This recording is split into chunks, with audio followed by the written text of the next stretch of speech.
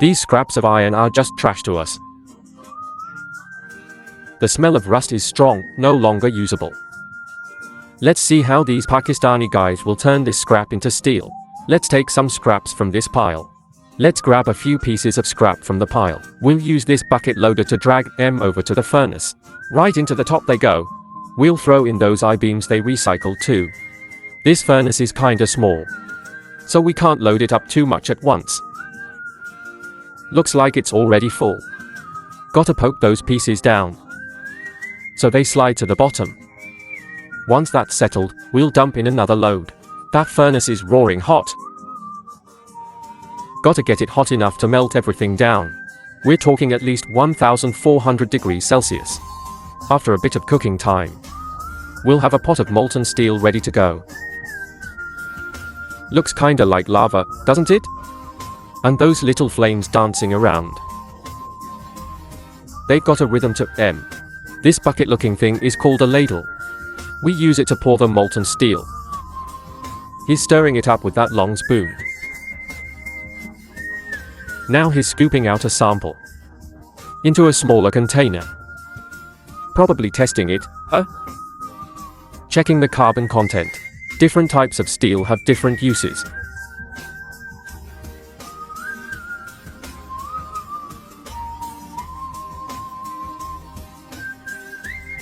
Once the test comes back good, he'll fire up the hydraulics. This thing works like that dump truck.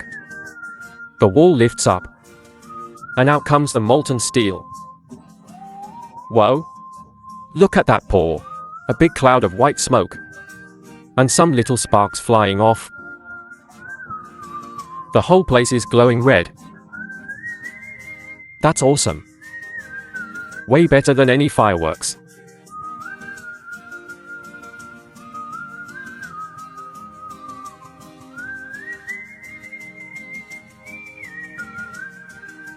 All done pouring. Now he's moving it with a crane. He's taking it over to the dumping area. There's a cooling trough under the ladle. Uh-oh, looks like a problem.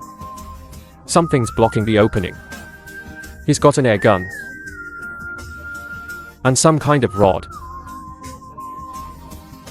He's sticking it right into the opening. It's kind of like using an oxygen lance. The oxygen reacts with the molten iron in a superfast oxidation reaction that generates a ton of heat, enough to melt or burn away whatever's causing the blockage. When you're doing this, you've got to open the oxygen valve real slow. You don't want the oxygen flowing too fast, or the molten metal will splatter everywhere. This guy's not following any safety procedures. Not a single piece of protective gear. If that molten metal splashes on his face in the middle of the night, he's gonna be in big trouble. I'm cringing just watching this. If they had proper fire-resistant suits and face shields, there would be way fewer workplace accidents. Once that blockage is cleared, it's gonna be flowing like crazy. Like a dragon unleashed. What a powerful sight. And that guy down there is clearing out the slag. Gotta get rid of that stuff floating on top. That'll make sure the steel is good quality. Those sparks flying everywhere. He doesn't even care.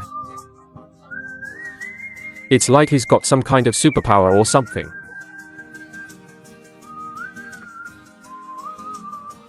The molten steel cools down. After it cools, that trough turns into a big, solid bar of iron. When that hot bar hits the air, it forms a layer of oxide on the surface. Then they cut it up with a machine, and boom! Half-meter long iron bars.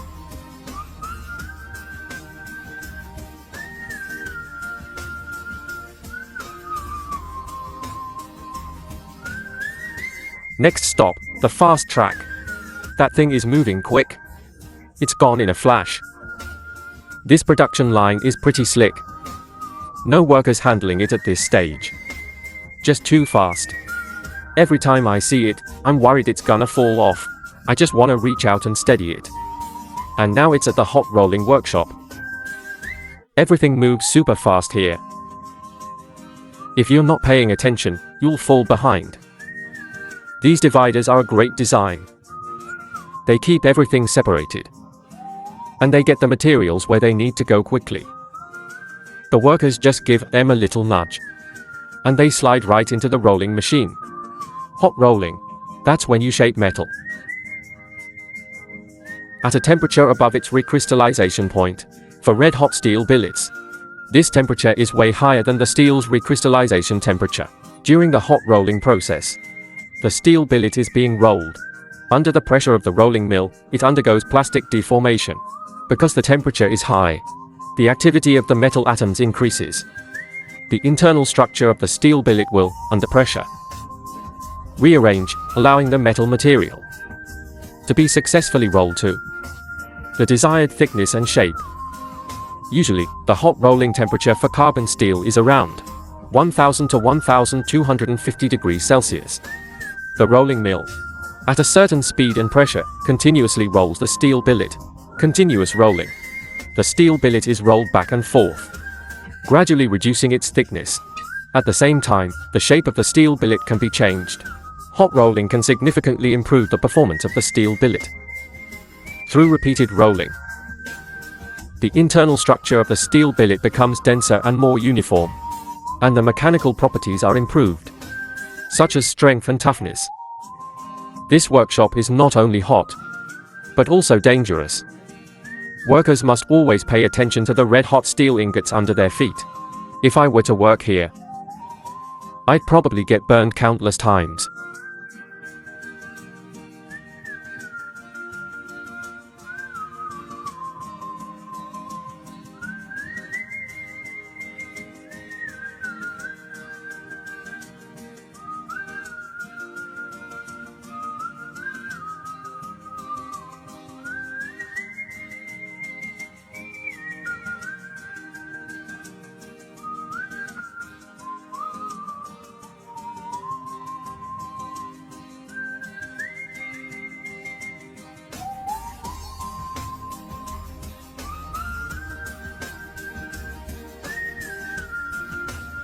After several passes of rolling, the steel billet has become a rebar about the thickness of a thumb. This one piece spans an entire factory building. Looks like it's about 50 meters long. It's not easy to pull it over. You need cooperation from both ends to barely pull it over. The rebar needs to cool down here slowly. After it loses its red coat, it will be the gray-black color we often see. The cooled rebar is cut into the desired length and can then leave the factory. Dear viewers, what do you think of the rebar made in Pakistan? Can it last for 3 generations?